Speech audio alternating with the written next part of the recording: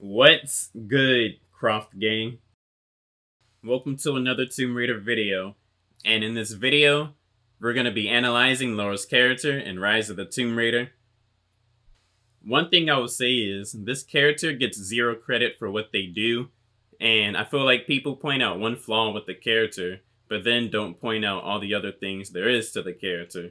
So in this video, we're actually going to be looking deep into the character, and we're going to see what aspects there are to Lara in Rise of the Tomb Raider. A lot of people says this character just whines and cries. However, I think she's actually written really good, and she's written in a very three-dimensional manner and does a lot of other things than just whine and cry. So let's get into why I say that. Keeping that same ambition that she had at the end of Tomb Raider 2013, Lara goes out to Siberia to find the divine source. So going through another journey which causes her a lot of physical pain and endurance, we are actually able to see a lot about her character. And one thing is, we can definitely see that she is one tough cookie. Nothing is going to stop her from finding the divine source and redeeming her father's research. One thing I really noticed about Lara's character in this game is she is brazy. Now, if you don't know the lingo, brazy just pretty much means bold and crazy. Looking at the flashback when she's in Syria and she first encounters Constantine, we can see a display of that. So she's surrounded by Trinity workers and there's no way out. So what she does is something very clever. When he's not paying attention, Lara actually snags his detonator for the C4 that they planted.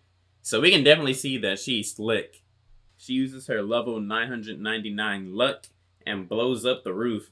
It's just crazy to me that she did this because everybody should have been dead, but however, she lived. In the game's regular dialogue, a lot of Lara's character can actually be revealed. You can see how confident she is when she accepts quests from villagers in Katesh, as well as the confidence she has when she goes into gunfights with Trinity's mercenaries. She even kind of taunts them low-key. Like, Lara is just brazy in this game. Have to honor the price he paid. I know you can track that damn crow as good as any of the hunters. Will you help us?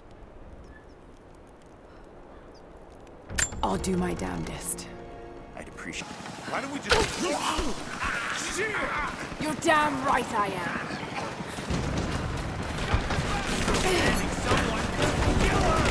Come and try. Come on.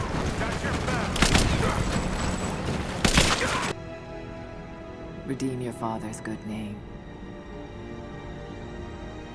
You're still so naive. Just a frightened little girl trying to walk in her daddy's shoes. One of my favorite scenes of Lara just being bold is when she spits in Anna's face. Her life is in the hands of Constantine and Anna at the moment, and she just gives her a big spit in the face. No respect was given to her whatsoever. Another characteristic Lara has in this game is she's very aggressive. Reconsider my offer, Lara, before it's too late. It was too late the moment you betrayed my family. So we can see Lara is not hesitant to hit nobody with that hot stuff. Before that scene, Anna was just insulting Lara and everything. And once Lara actually caught her, bruh, she popped her. She took aggressive action against the people that betrayed her.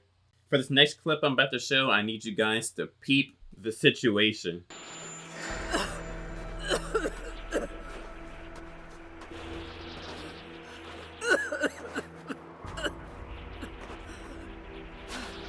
Anna, you said another Croft doesn't have to die for this. What did you mean by that? You killed my father, didn't you? Trinity ordered his execution. I couldn't do it. You're lying! So that scene takes place after the final boss on top of that mountain. So Anna and Lara must have been walking down that mountain and walking with each other for quite some time. And Lara could have easily gave her the hands, she could have easily stabbed her with her knife, but she chose to put that pistol in her face again after she already shot her, out of aggression. It's cold out there, there's nothing but snow and mountains, but it seems like the presence of Anna just gets Laura's blood boiling. But all jokes aside, that's enough about talking about Laura's aggression. I want to talk about other attributes there are to her character that you might not notice on surface value, but I am here to bring it to light. I want answers, but what choice do I have now? I can't let Trinity wipe these people out. There are lines here that I crossed a long time ago, and there's no going back. I've got to help them. It's clear that Jacob's people would die for him, and he for them. That kind of loyalty is rare, and to find it here at the ends of the earth is truly remarkable. If I fight with them, perhaps Jacob will trust me enough to tell me what's really going on. From this dialogue, we're actually able to see that Laura has a sense of responsibility and loyalty. She has a sense of responsibility because she sees that she led Trinity towards the villagers' direction and wants to help them fight them off. And she has a sense of loyalty because by helping the villagers, she wants the villagers to help her find the divine source. And post-game, she actually shakes Sophia's hand and says her oath has been fulfilled, which definitely shows she has a sense of loyalty. It's also noted that she doesn't just have a sense of responsibility and loyalty, but she also is accountable for all her actions and shows accountability. We can see her self-reflecting on the events going on in the game in several areas of the game, like bonfires. Trinity being here, the people they're hurting, that's down to me. I led them here. God, it's happening again, isn't it? People are suffering because of my actions. No, you can't think like this, Lara, or you really will drive yourself crazy. Trinity would have found this place sooner or later. At least I have the chance to help stop them. Of getting to the divine source first and using it to benefit the world, rather than cause more pain and suffering.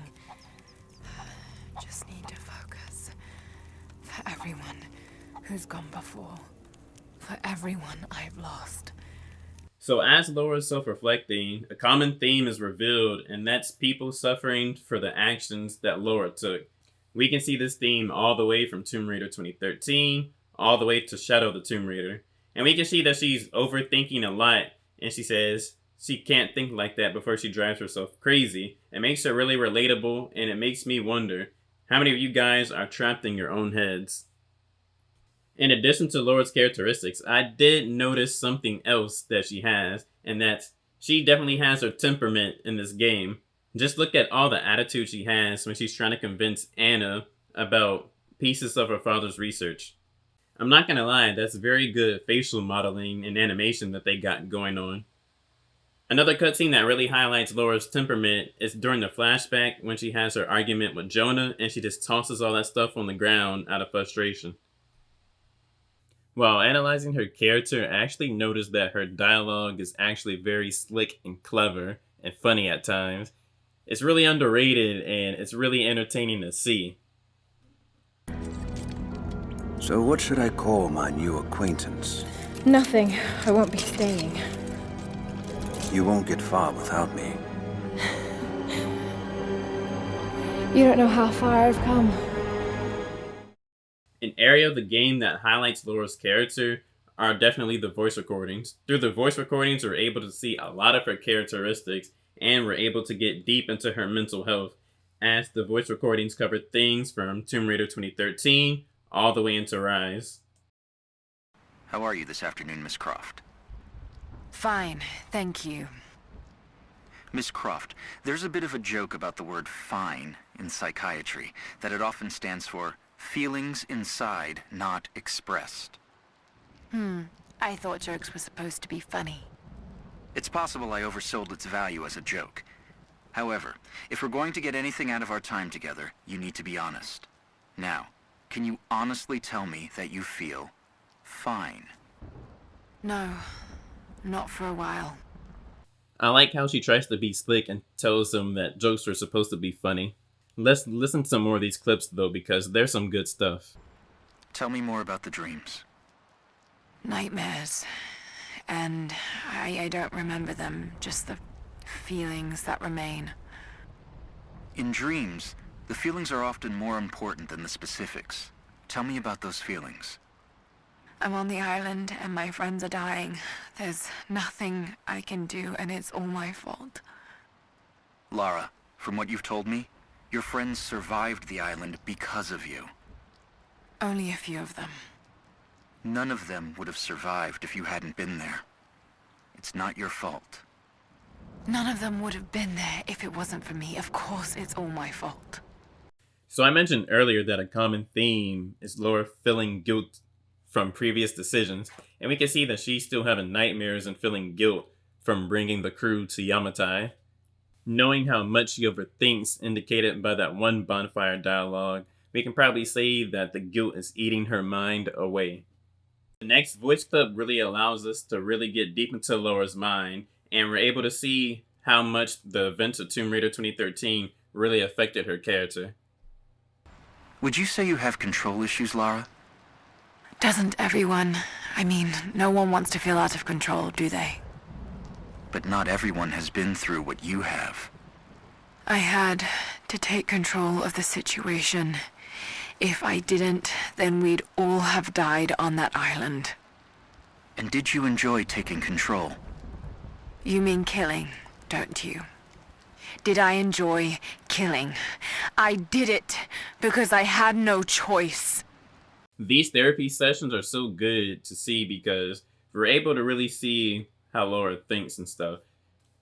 The therapist asked her, does she have control issues? And she automatically assumed that he was talking about all the killing she did. And another reason these therapy sessions are good to hear is it really shows you how immersive the game really is too. A lot of people like to complain and say you do all this killing in Tomb Raider 2013, but in Rise of the Tomb Raider they actually include a way for that simple gameplay mechanic to actually have an effect on the character, and we can see it in these therapy session voice recordings. While playing Rise, I actually wondered what happened to Sam after the end of Tomb Raider 2013. Have you been in touch with your friend Sam? You know I haven't. Even if her doctors let me, she doesn't want to see me.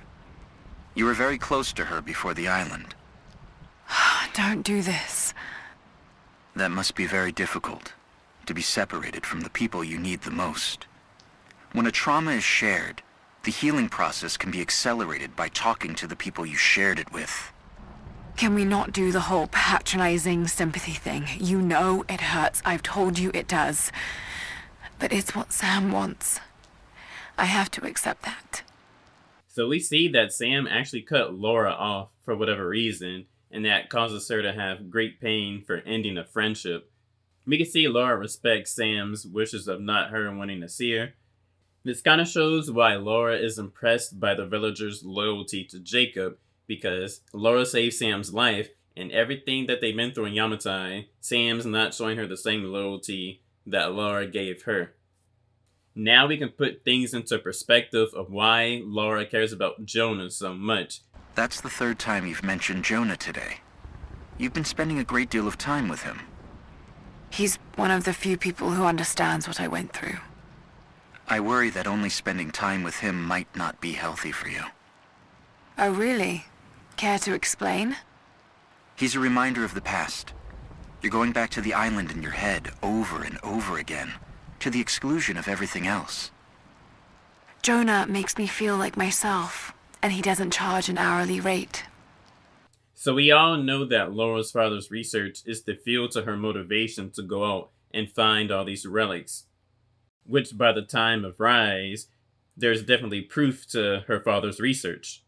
This voice recording actually makes a connection between Lara and her father, as she states that the public now thinks that she's crazy just like her father was. So, Lara, I want to talk about your father. I understand you've been asking about his research at the university. I just had some questions. There's so much in my head, but I don't have the connections. My father was researching something very similar to what I experienced on the island. I don't think this will help you move on from that trauma. Quite the opposite, in fact. It's been helping. It's given me focus. But your father was... how to best put this? Unhinged. Insane. Well, that's what people are saying about me now. So we can see the connections between her and her father, and as she begins to understand more about his research, she begins to get more motivated to find the truth that was in his research. She's so inspired to the point where she doesn't even care if the public thinks she's crazy or they keep slandering her father's name because she knows there's so much truth to his research. She even brings that same energy to her friends when she wants to find out the truth about that research. When you fully understand the story of her father and how he ties into the central plot, you can understand why Lara hates Trinity and why she was able to hit Anna with that hot stuff after she was a regular in her life for quite some time. So after analyzing Lara's character in this game, I realized that she's written really good. She has very realistic motivations, which explains a lot of her actions taken in this game. She's very three-dimensional. When things happen, she feels some type of way about it. She's self-reflectant, and we can see what's going on with her mentally. She reacts to anything that happens in the game, which actually makes her more relatable than a lot of other fictional characters. Her character development is actually a very strong point, especially when you consider how she was from the beginning of Tomb Raider 2013 to the end of this game. You can even see the maturity difference between her from the first game and this game. She doesn't even have the earrings like she did in the first game in Rise. The next video, we're actually going to be looking at all the other characters in Rise, and we're going to do character analysis on them. So comment, what did you like about this character? What did you dislike about this character? Did you like her more in Rise, or did you like her character more in Tomb Raider 2013? So you guys know what time it is, and 5,